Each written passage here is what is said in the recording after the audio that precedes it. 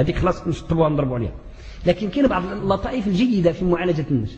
هذا مش يطبق داك الشيء أولا ما فهمش الخطاب شحبس راسه في واحد في داره، خبطوا واحد القنت في الدار ما بقاش كيخرج للناس، دار زعما ديك الخلوه اللي دارها هو في مسجد الشام 10 سنة ما مشى يديرها، بقى واحد المدة مسكين تمرض نفسيا. فهذا من الجهل، من الجهل. ومثل هذه الأشياء لا يعني يطبقها الإنسان إلا بعد استشارة أهل العلم. ما عمر أمور الدين يسلك فيها الإنسان بوحده، لا بد له من دليل يعني له خبرة وله علم قبل ذلك وبعد ذلك بكتاب الله وسنة رسول الله باش يبين له أولا الحق من الباطل. يمكن الكتب ماشي نازلة من السماء، هذه الكتب هذه يكتبوها الناس، ففيها خير كثير وفيها أيضا خرافات. ما يكونش الإنسان غلو منهجي غلو، لا كاين خير تبقي، ولكن كاين مصائب. فباش ما يوقعش الإنسان في مشاكل يعني يستشرى أهل العلم هذه كذا إلى آخره. فالمقصود من هذه التعليقات إنما هو أن الإنسان يعني لا ينبغي أن يجتمع في قلبه التوكل مع الإيمان بالأسباب.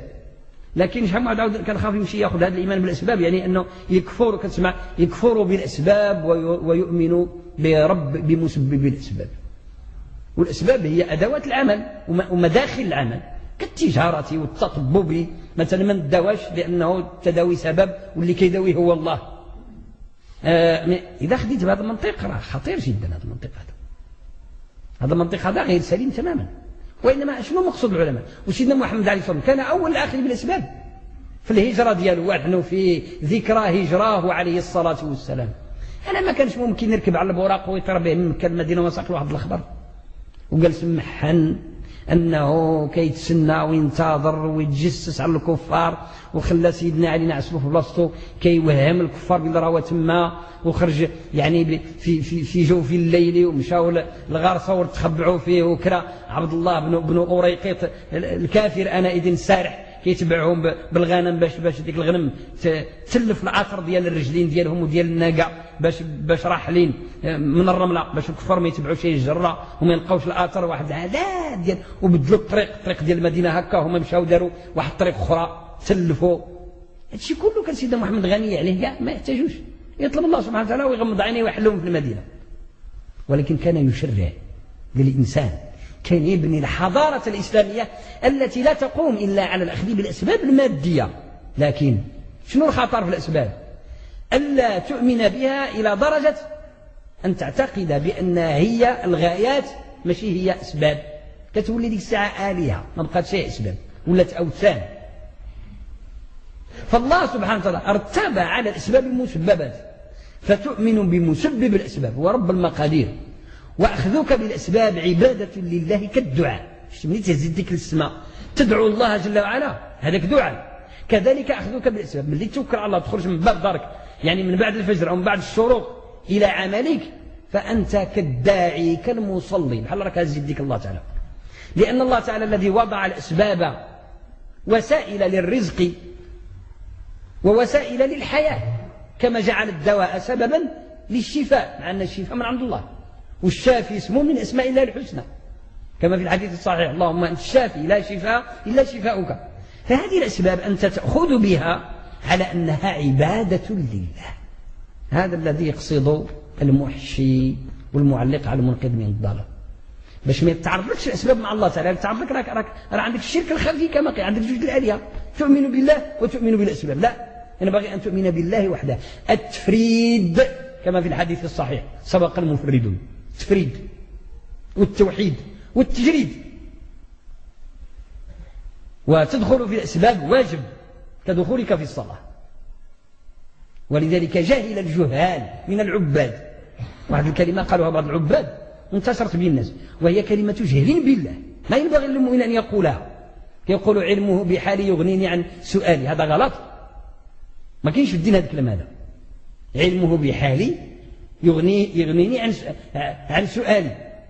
زعما الله راه عالم داك الشيء اللي في قلبي، ما كاينلاش نطلب الله، راه هو يستجيب لي داك الشيء اللي هنا. لا، طلب منك ان تشغل لسانك، عذب لسانك في الطلب والدعاء والبكاء والخضوع والتضرع والجؤار الى الله. الجؤار بحال بنادم كيهيج يعني ينجذب الى الله تعالى بالدعاء. والا سيدنا محمد زعما اقل من هذوك العباد. كيف كان حاله ليله بدر؟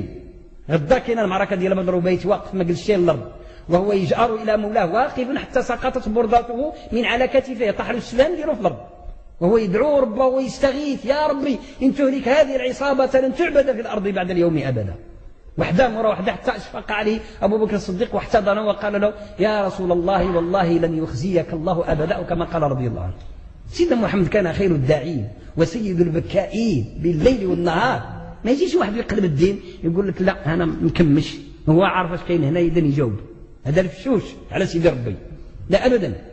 العبادة تخدم يديك ورجليك ولسانك، الأعصاب ديالك كلها ينبغي أن تشتعل وتشتغل في عبادة الله.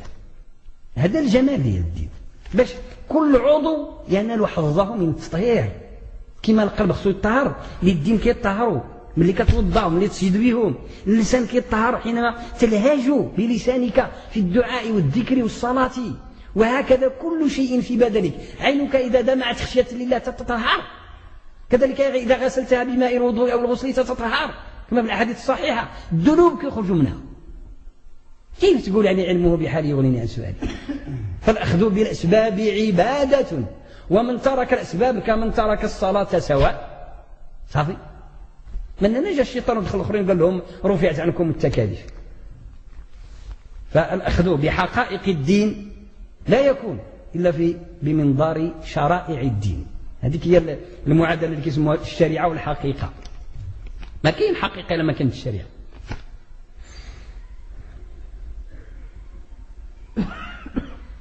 يعني هذا سؤال ورد يعني أكثر من مرة من الحصة اللي سبقها، شفتوا معنا ما وصلت شيء. يعني هذه معلمة يعني مدرسة في منطقة يزرع فيها المخدرات، كتسول واش تاكل ماكلة الناس. معروف هذا السؤال مرارا وتكرارا، والجواب عليه يعني يجاوب عليه يعني اللي عارف البيئة مزيان: تاكل ماكلة الناس، لأنها معروف ما عندها ما تاكل، إلا ما كلات شيء تموت بالجوع. المنطقة كلها هذاك الشيء اللي كاين تاكل. السلام. والحرام هنا باش كيتقال يتعلق من ذمته، بمعنى تاكل ماكلتهم وتاكل تبيع وتشري معهم. ما يمكنش. وسيدنا محمد صلى الله عليه وسلم يعني كان يأكل. هذا الدليل الآخر مهم جدا. أولا هذا بعد ضرورة واضح جدا. سيدنا محمد أكل من طعام اليهود، مع أنه المصدر ديال المال ديالهم الربا، وهم مالين الربا في التاريخ. يبيعون الخمر في زمن رسول الله، كيبيعوا الخمر وكيرابيوا بالربا، ثم كل أنواع السحت. المهم هو ذيك الماكلة اللي أعطوه هي بحد ذاتها حلال، إلى لحم مذبوح، إلى كذا ما في شيء حرام، ما يأكل شيء خنزير، ما يشربش خمر، حاشا عليه الصلاة والسلام. نتكلموا عن الإنسان المؤمن. لكن منين جات هذاك اليهودي ولا ذاك النصراني سوقوا هذاك دبر راسه. ولذلك بحال هذه البيئة هذه اللي مع الأسف الشديد يعني كيف بيئة كلها يعني غارقة في الحرام، ما كاين ما تنقي، ما كاين ما تختار. تلقاو مع الأسف من المقدم حتى الفقيه كيزرع الكيف كل شيء، الله يخرج عقيبة على خير. فما عندك حل يعني الإنسان يأكل ويشرب معهم والسلام يفتح الله سبحانه وتعالى. هذه رسالة طويلة أقرأها بعد. سبحانك اللهم وبحمدك أشهد أن لا إله إلا أنت أستغفرك وأتوب إليك. السلام عليكم ورحمة الله وبركاته.